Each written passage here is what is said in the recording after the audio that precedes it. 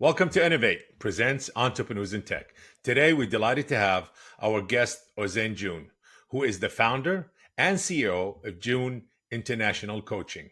Ozzin, thank you for joining us today. And for our viewers and listeners who might not be familiar with you, if you don't mind, introduce yourself and provide us with insights on your background and expertise. Thank you so much for having me, Bob.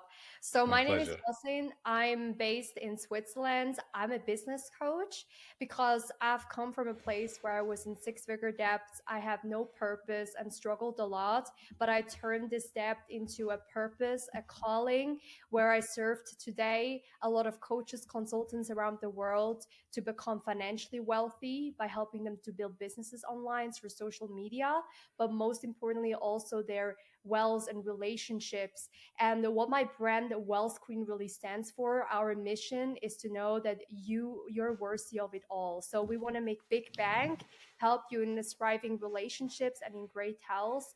And meanwhile, we've impacted over 15,000 people through my coaching, doing this work internationally. Amazing. Well, you know what? Let's take it back a bit and a bit, should I say, teenage years or a bit younger. What really kind of put you on that path and say, you know what? I I know you went through some struggles, your family did, and Mhm. you watched that happen. So let's take it from there and bring it to the present, please, Yeah, if you sure. don't mind. Yeah, sure. So everything started back then with my entrepreneurial drive when my mom, divorced, and I grew up with her and my younger sister here in Switzerland. And I just see her trading her time for money. And it was not just the financial overwhelm that can lead us to like mental health crisis and a lot of like overwhelm. But I also like felt this sense of like purpose and happiness was like missing in the energy of the family. And also, I just like felt for a long time that I had this calling, but I didn't really know how I should carry it out. It's like you know that there's something more out there for you, but I didn't know how to put it into a business. It wasn't until when I was 18, I had this calling to become first an artist, a traditional artist, drawing paintings. And I took the decision to drop out from school, and I went the next day to New York Mm. when a friend of mine actually called me and said, "Hey, I know that you love New York, you should come here." And I told him that I was in school, that I cannot come right now. And he told me, "What if you just drop out and come the next day?" And that's exactly what I did. So I took the action after I had it a long time in my mind already, like mentally. What, I to drop out of school drop or just to out. come to New York? No, I had this mentally ready that I wanted to drop out, and New York as well. So it was like both were already in my heart, but I wasn't sure because again, growing up in an Asian household, like my mom had a certain expectation of me, like go to college, graduate, do your bachelor's degree, master degree, and on so on. And I was really convinced to go that path until I had this call. So once I went to New York. I was 1 year traveling around the world. So I stayed in New York for a while. I went to South Korea, and it was the year of exploration for me, where I was like drawing for 8, 9 hours a day. I was learning languages. I was writing a lot of poetic things. And I realized in this 1 year that sometimes passion doesn't always equal that it must become your profession. So I realized that 9 hours drawing is very different than, 1 hour drawing as a passion and hobby. But I felt this gap. I wanted to serve people like online or like solve problems in the world and social impact. And that's what actually brought me to entrepreneurship. And I started my whole first entrepreneurial business in copywriting and digital marketing after I was working in a marketing agency. And all of the business skills that stacked up from my uni dropout, from all the mental health problem inside the household, financial stress, six-figure debt that piled up because of my failed businesses or because of scams that I've been through, unfortunately. I've learned all this wisdom, and then I felt with the calling, the people ask me, how do you make money? How do you brand yourself? And it automatically put me into a position to transform into a coach. And that's what I've been doing. So since April Wow. 2021, I decided to step into coaching. And it was exactly then when I was still, having all this debts, and I didn't know that I could make a living as a coach. But I felt that this was a path that I was called for to do, and I helped people all my life on that in a way. And I just decided to take on it, and it paid off. So within 8 months, I started to make my six-figure cash months, and then I had a very dynamic journey. Up and down things where I've learned a lot, failed, but I think the most important part is that I've laid a solid foundation, especially within myself in the leadership part. And I found ways to maintain that. And now the goal is to expand wealth financially, to serve more women and men in that, and to really Mhm. show, whether it's through the trauma or whatever you've been through, that you can create the reality that you want. What was some of the struggles that you faced when you left school because you grew up in an ethnic household, and there's always expectation in an ethnic household that, hey, you have to be, you gotta be a doctor or a lawyer, or you have to have a profession, a degree, something that we're gonna need to hang on the wall, and you gotta get your master's. So how did you kind of overcome that struggle and that challenge, between you and your mom, and you went on to your journey to draw, to travel the world, to explore, to learn, and to gain the wisdom and experience that you gathered so far? Yeah, sure. So after I decided to drop out, I mean, I had actually two dropouts. So the first dropout was about New York, become wanting to become an artist. And then for context, I've actually went back to university because artist was not something that I wanted as a career. So I went back to university to study design management. And after 1 year in, I was hustling inside my bedroom while attending school. And I What were you knew doing? What were you exactly. doing? And I was doing copywriting and digital marketing. So it Got was it. the first time I learned about the digital marketing skills. And a lot of people said, "Oh, I love the fact that you're also so creative." And I use my creativity to build brands. And for that reason, I only slept like 5 hours a day. And at some point, my mom said, "You're living so unhealthy, my daughter. I'm really worried. You're always in university and not sleeping." So I told my mom after this phone call with my friend, like, I have a dream and I think that doesn't make sense to stay in school. And I expected her to be really angry at me and disappointed, but actually something surprising happened. So on that night, she said, lying in her bedroom, that I should do whatever feels right for me. And there was a long silence when she just said, "I wish as a mom that you graduated from school, but if that's what you want and you think it's right for you to right now go to New York, I don't mind. I support your decision." And that really shocked me coming from an Asian mom. And, I feel like she was never the average Asian mom. She let me a lot of the freedom and always supported me and believed in me. Hmm. And down the lines as I go, and the struggles within that was that sometimes we had a lot of disagreements because I took on financial risk. And when I was in debt and I went through scams, there was. Let me ask you this. I don't mean to interrupt, but how did you go in debt? You said, had a lot of debt. So you took loans, or? Yes. So it was a mix between credit cards. It was a mix between like loans, and it was also mixed between like the saved up money that I had, like from my part time jobs and things during So university you were time. living also off your credit card, whatever saving you had and from your credit card. Yes, and in that part, I was lucky that I was still back then living with my mom, so there was a huge part, but it was still bad because again, this whole burden and load of the money, and I went through like really stupid crypto scams, things that I thought, oh, it will make me rich, and or like people that I thought I could trust. But I would say the most of my money was actually positive debt because I didn't, use it on stupid things like that wouldn't pay me assets. So I used it for my skill sets, mentorship, coaching. And I think all of that money was back then for my mom hard to comprehend. Like, why would you take on so much debts for that? But I knew it's going to be a lifetime, payoff. And it wasn't until April 2021 when I started my coaching business, and I knew this one-on-one coaching mentoring with somebody who really has done that would be really helpful. So while I was in debt, I took another debt, meaning I scratched the money together. I asked even my grandparents, and I just presented that this is the way and I'm going to make it. And after being really resourceful, I invested 10 grand into a mentor, and that's how things really changed for me. And that everything that I've invested in my journey really paid off. Interesting. Um, why or how did you mix art with business? And how did that part of mixing both together help you to succeed, Ozin? Yeah, sure. So the art part, I think it's that I managed to use my creative spirit in different ways in business. So for Hmm. example, these days, whenever I do branding for my brand, like the Wells Queen, I have different programs that I do. And every program, some of them are my signature programs. And I use that creativity to brand them, to evolve my own methods and frameworks, to Hmm. have appealing visuals, to communicate it outwards. And I do the same and help people, clients to do the same as well. And another Hmm. part I think is, creative problem solving. I mean, creativity is like literally everything. I believe we are Correct. creators. God made us like that.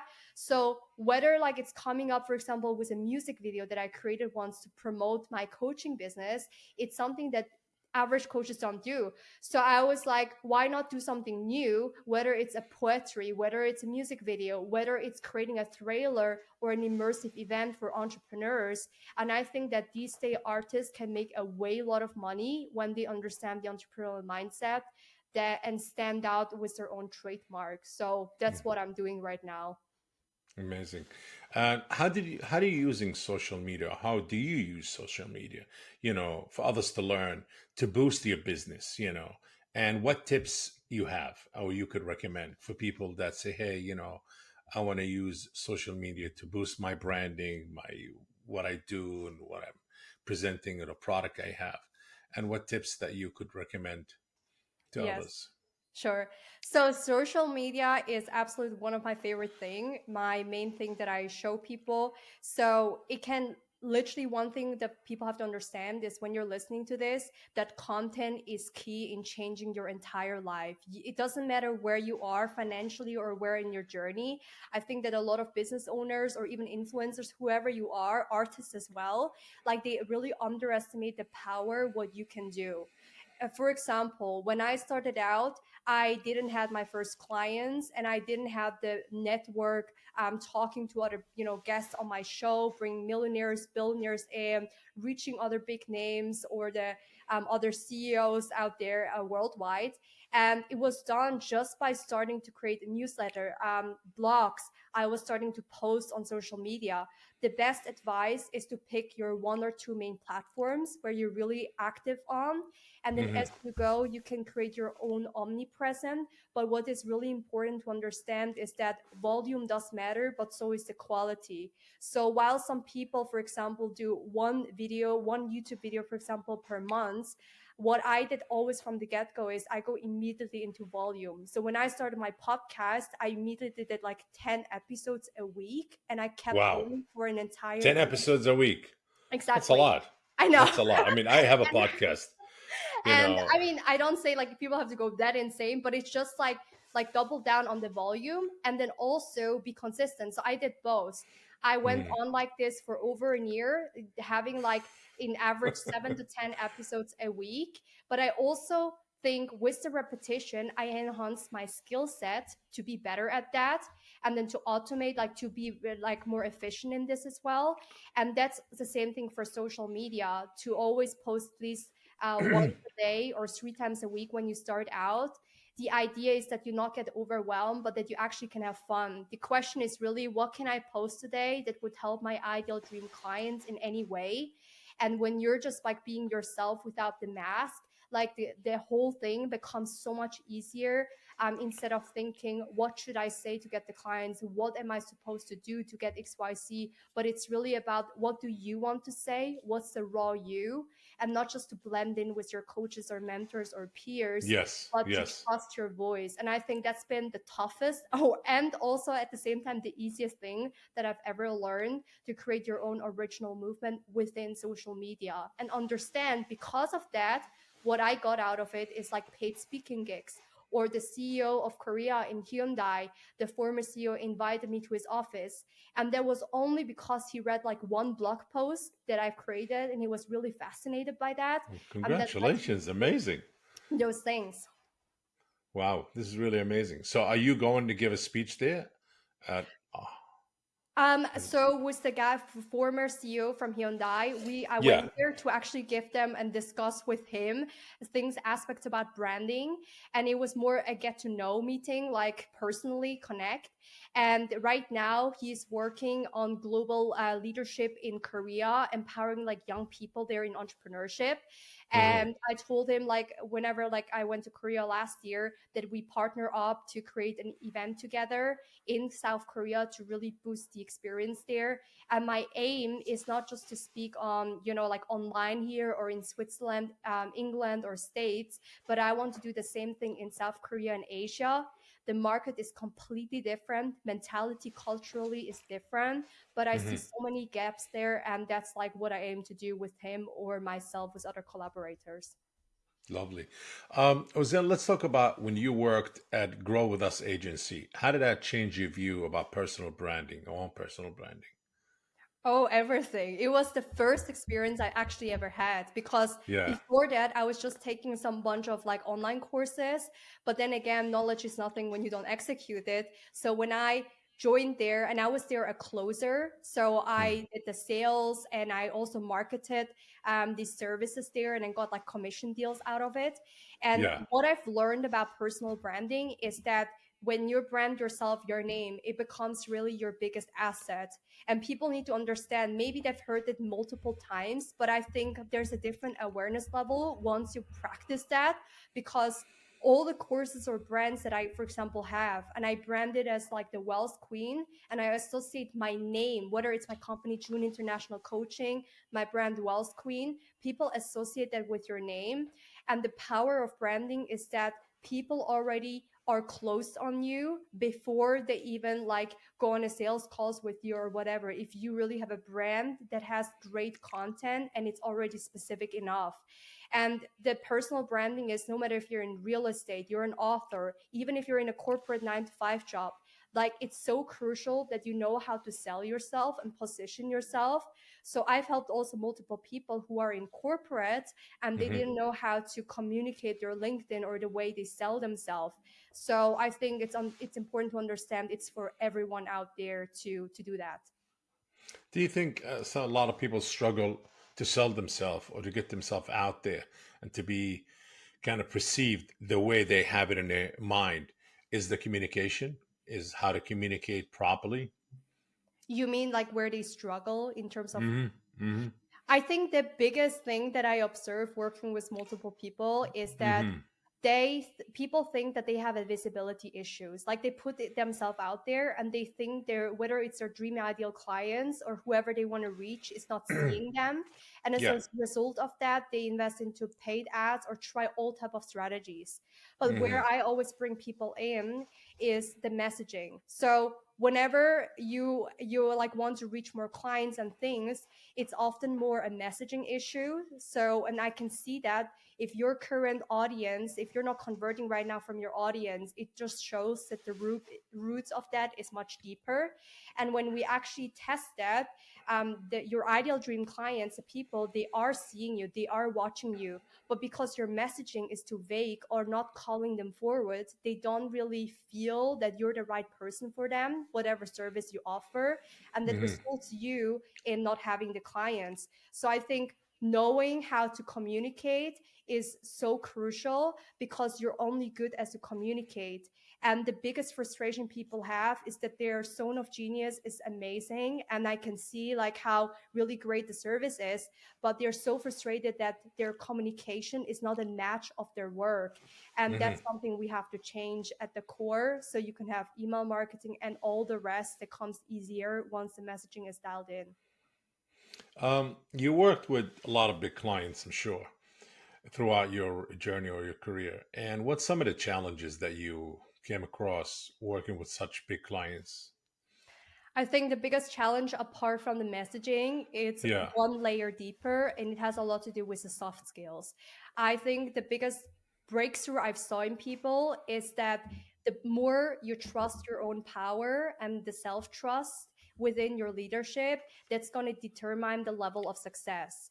So, Hmm. for example, we can like speak on the strategies, and I give people the blueprint, the know-hows on social media. But I think the biggest part where some of the people have the right skill set, the right mindset, but still struggle, has a lot to do with their beliefs that needs to be aligned as well. And I think it's also like when you don't trust your own voice, you actually start to blend in or lend the voice of your mentor and coach. To a certain degree, can be good to surrender and learn, but it's really when the biggest breakthrough happened to me and other people is when you lean into your own power. You have to know that your zone of genius is unconditional, unapologetic, and you have to own that, not based on any circumstances or like clients who want the refund or let anything take your power away. And I Hmm. think that part of self trust is so key. Interesting. That's yeah. Self trust is really the main key. Trust yourself. Absolutely. Um, what part of your life so far, your work, I'm talking about your work life, where you came across, you were at a point you say, this is the point where you made a huge difference in your life, in your business, your success, you know. Yes. I think the biggest part from the moment I started in my business was, first of all, anchoring deeper into my purpose and realizing that what you're looking for sometimes is already so close to you. So sometimes I felt like in the beginning, I was like praying, for example, on to God, like, get me out of this financial situation. I want this and this and this. So I declared what I wanted, and I've been waiting for that sign. But I forgot that the sign has already been given. And what God wants me to do is to take action on the things I invested, take action on the resources I have today. And that's something I see a lot of people do. They want to go to their next level of growth and they look for that next thing that helps them, but you're already sitting on your millions. And that was for me a huge wake up call to really like, no, it's enough what I know so far. I will evolve, but I got to start today now. And I did that by anchoring into my purpose, which is to empower healings. And I also realized why money, because when people ask me, why do you teach social media? The number one reason is because of the impact it did in my life. Health wise, I can travel. Financially, you have more options. The happiness, I do the work I love every day. But it's also that many people say that money is the root of all evil, but I found the lack of money is root of all evil. Things are really Yes. hard, and Yes. wealth is really important. It's a talk that people want to avoid. And I want to normalize the fact it's good to speak about money. It's good to speak about great health, about your gut health and things. And we can have also thriving relationships, uncomfortable talks. And that type of things dialed me into a purpose, what I've learned a lot in business, and to keep taking things once at a time in business instead of creating problems that are like 3 months ahead, being in the now, and then just like execute on the daily basis. I notice you keep God in front of you, in your mind, in your heart, and very close to you. Yes. And yes, and that's gave you the confidence and answers to a lot of things to keep going forward. Exactly. Like faith is so important. And I think to add to what I said before, I was speaking about self trust and to trust in your own power. But if Hmm. we want to go even a layer deeper, I always tell to people while your trust in yourself matters, is also trust in God. If you outsource your worries and the anxieties and the things you carry to God, and it sounded for me in the beginning very delusional, like, oh my God, like, how could I ever do that? Like, my reality is that I have bills to pay. But once I dig deeper into scriptures, I've Hmm. received in 2023 healings, physically also from him. And then also my whole story on, being in abusive relationships and even rape, kidnap. It had nothing to do with my business, but in 2019, I went missing and Oh. I was not in school for 2 months and I had panic attacks, anxiety. I didn't trust anymore like people. It was very hard for me to transition from toxic to healthy relationship. And what Hmm. got me out of there is prayers to God to find and to speak to Jesus. And that was for me about, okay, trust your power, but don't trust your feelings. Your heart is deceitful. You have to trust in the Lord and put your power there. That's the biggest operator. And I think that anchored me deeper into the roots. And once you have the roots, you can never be really shaken off by anything at some point. Well said. The roots really important. Yes.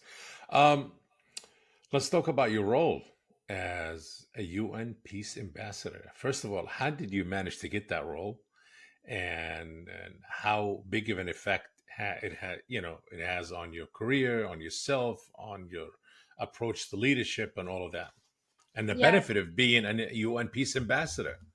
So yeah, first, sure. how did you become a UN peace ambassador? So the UN Peace Ambassador, it started initially with a different position. So Hmm. just for context, I was very interested already in young age into peace work because I want to create social impact. So I came across an organization called the Global Peace Chain, and I was appointed there as the country director in Switzerland, having my own Mm. peace teams here. And I actually came across that because somebody else in my network recommended me that with a link, and I Uh-huh. applied to get funded on a trip. And I went to Nepal in 2023. I joined the peace conference, and I was holding like peace talks and giving people inputs on that on social media and an impact on health and on the peace creation.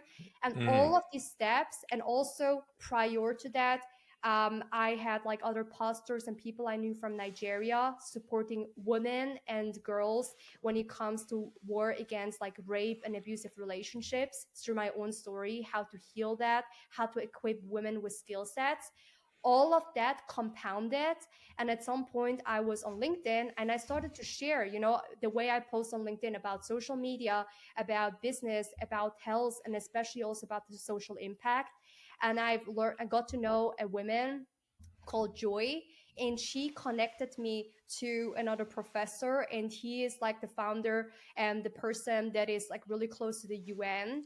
And Mm. all of that thing that got me into this role by asking simply, hey, how can I join this? I've got some project, I want to collaborate, I want your view on it, and so on. And I sent them a whole letter of like what I've done, what I'm up to, and that confirmed me the role as UN ambassador.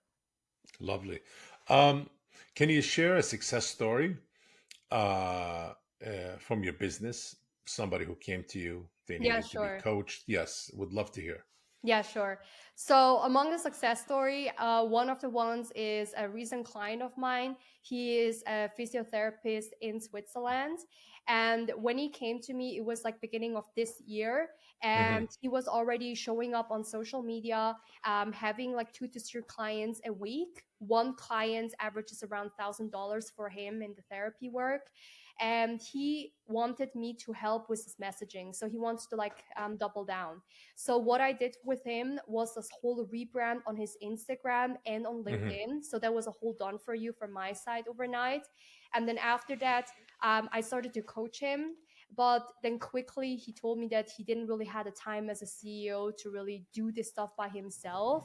Yeah. So what I did was for him to bundle a very premium done for you service. It's something that I only do with a lot of the one-on-one clients that have ongoing, and I created the LinkedIn and Instagram posts for him basically, and some of the things with him. So he would learn the skill set as well. And then after 3 months working, he had 7 to 8 clients a week, and we Wow. bumped his challenge, his revenue profits up to 30,000 a month recurring after three Hmm. months. And also his visibility went 10x based on data and the metrics that we measured on him. So he actually got recognized by even like local TV newspapers here in Switzerland and other people, and got like more authority in the field. And now he's actually still working with me. So it's August. So we keep going and people extend the mentorship with me. And yeah, that's what we're at. Oh, what was the most rewarding thing Our rewarding. by helping? Yes, helping some of the young women in Nigeria and Kenya. Yeah, sure. I think the most rewarding part is to see who people become in the process.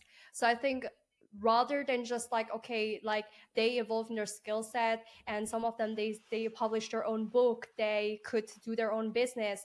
I think the biggest part is their identity, and I can see that in people's eyes when they lighten up in person and they're just in front of the camera, how happy they are, how their relationship has changed, how their freedom or their ability to have money actually allows them options and less anxiety. And I Hmm. also really feel that a lot of the problems that people go through, such as anxiety, panic attacks, not feeling well, just being really unhappy and miserable in life, it's really a story, and people make them to an identity. And even sickness, the devil wants that you buy into the belief that this is your identity. And the thing is, in the identity that we build, I see people anchoring deeper into God and not base it on your circumstances and feelings, because God has called you today and not tomorrow, not in 2 weeks. So people always speak, I have to first do my million. I first have to get, healthy. And I always speak about the preaching of now, of the calling of now. And I think that makes me the happiest to see the reward in your spiritual journey. 100%. Let's talk about your big vision of changing education and creating global healing. How would you change education? What's the vision that Ozen have in her mind? Say, hey, this is how I see the future of education, and I want to change it this way.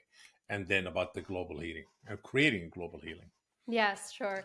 So the education part is something that I already do daily. It is through Uh, coaching and the online courses. Now, where the vision takes us, I think that the e-learning industry will keep growing. Every single day, mhm. there are more digital marketers. People are more interested in learning the skill set online. It's very convenient and fast.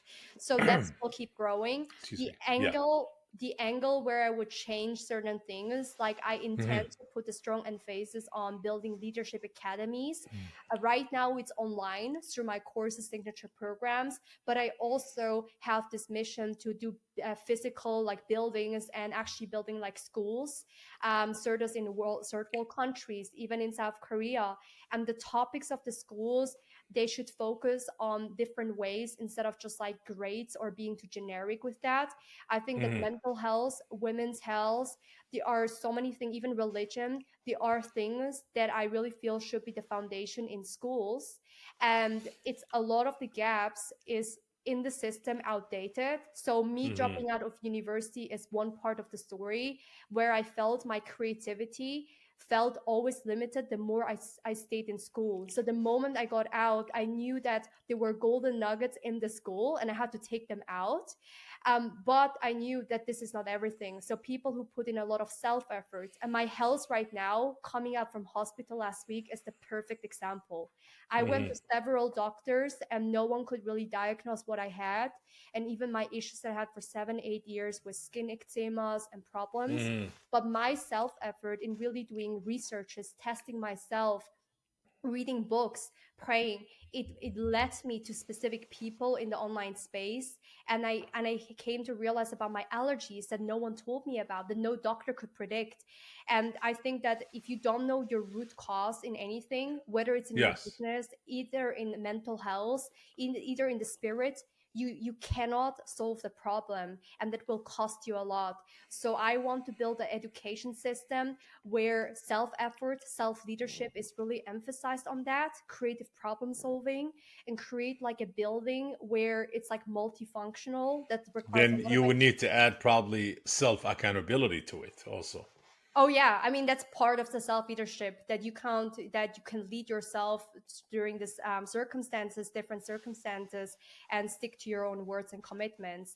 And I think all of these topics, these little micro topics, are so Hmm. crucial, and that's what I want to bring forward and show people that self education and doing things really pragmatically applied is going to be a game changer for you. Lovely. Um, what is the core mission of June International Coaching?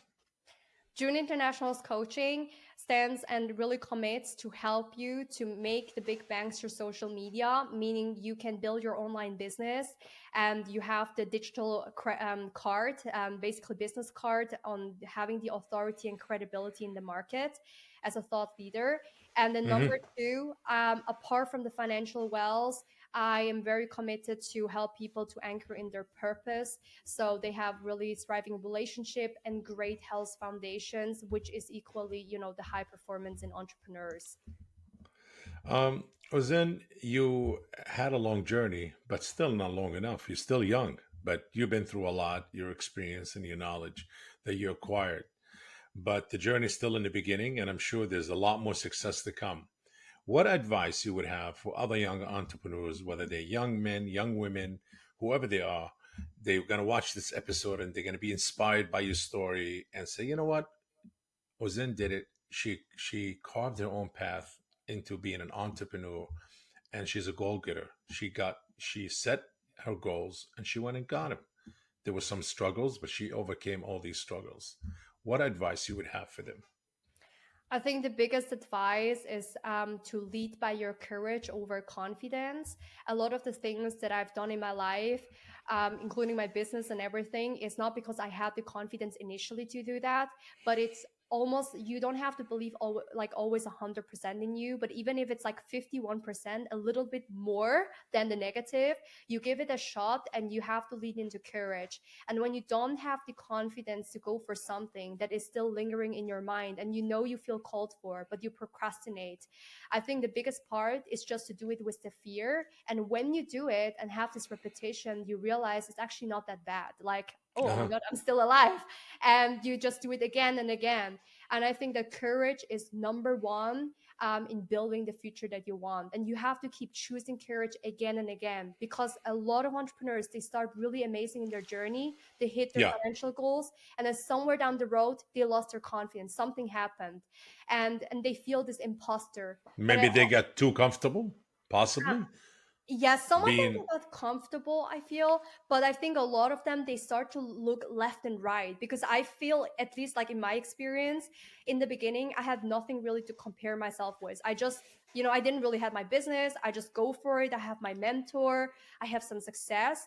And then as you go, you start to see other people being really successful around you. You see that mentor makes way more money than you. You see Sally is more successful, Anna is like prettier than you, and you go left and right with all the things, and you think I have to do it her way or his way, or you try to imitate somebody or replicate somebody.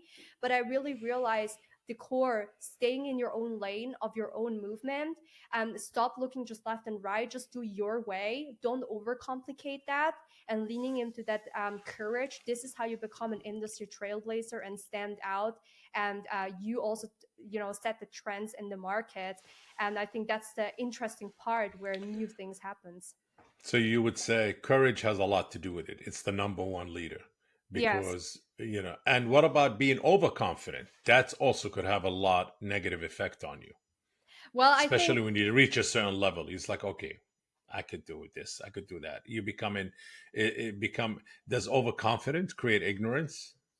very interesting thought. I think that it has a lot to do with being in integrity. Integrity is Hmm. so key. So a part of the business and leadership is that knowing what your scope of work looks like. If I feel something is outside of my expertise, I tell people, hey, I think that we're not the best match, and I send them towards somebody else. Because the thing is, and that comes down to messaging again, only because you could be helping people in whatever they're struggling with doesn't mean that you should necessarily offer that, because I'm sure there's somebody out there that is doing a way better job, for example in Hmm. women's health or specialized in something, that I could only Hmm. help them like halfways. And I think Hmm. that's the integrity in us, like saying, okay, that's what I'm going to take on, but this is the boundary that I set. But also Hmm. having this duality mindset, like yes, confidence is key, but you got to use that in a context as well in your integration. So be genuine, be Yeah, real, be be genuine, genuine. be Absolutely, honest. yes. And what's in the future for Zen and June International Coaching? Anything that we should be on the lookout for our viewers or listeners on entrepreneurs in tech? They'll say, "Hey, there's something coming out this month or next month or towards the end of the year, or maybe a masterclass you're giving, or a speech, or you're appearing in a some kind of a summit." Yeah, sure. So, first of all, if you haven't followed me, you can connect with me on LinkedIn and Instagram. This is the best platform to stay updated on any masterclasses or events I have ongoing, whether it's Hmm. virtual or in person. And then also another thing is that I plan to do a lot of like physical events as well within Switzerland or in the States, international as well. So I will be posting this all about business, about self leadership, and the vision I was speaking about, equipping you with the skill sets you need. And from there, you can join until then my coachings that I have in my link in my profile. You can check Hmm. out if you want any help with visibility, messaging, getting more clients. So I have for different stage in your journey, different things that would make sense for you. And if you seek for one-on-one customized work with me, you can just message me and I'll be happy to provide you with more information. Great, Ozzin. So the best way to get a hold of you, Ozzin, is through LinkedIn Yeah, or LinkedIn or what Instagram. about your platform? Instagram. Okay, great. Do you have a platform they can reach out, they can connect to the platform or, message you through your platform? Yeah, sure. I mean, you can just add me or message me directly on LinkedIn, direct message or Instagram DM right away, Mhm. and I'll be able to see that and right way and answer to you.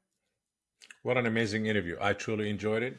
And for Thank you. somebody who is youthful, young, motivated, positive, and still in the beginning of her journey, but success is coming on you. I mean, every day. And I see you all the time. You're really active. I'm very impressed and proud of you. You're doing a great job, definitely. And absolutely an inspiration for other people around the world. Doesn't matter how old you are, doesn't matter who you are, you know, inspiration is great, and Ozin definitely is somebody that you could look up to, follow, and learn from. Thank you so much, Bob, for having me. I love your spirit and your creativity and how you also connected to entrepreneurship. Absolutely great. Well, thank you for joining us today. Innovate presents Entrepreneurs in Tech. Be sure to connect with us on social media. Till next time, keep innovating, stay curious, think outside the box, and take care. If you enjoyed today's episode, make sure to share. Innovate presents Entrepreneurs in Tech podcast. And if you're joining us on YouTube, please like this video and subscribe to the channel. Until next time.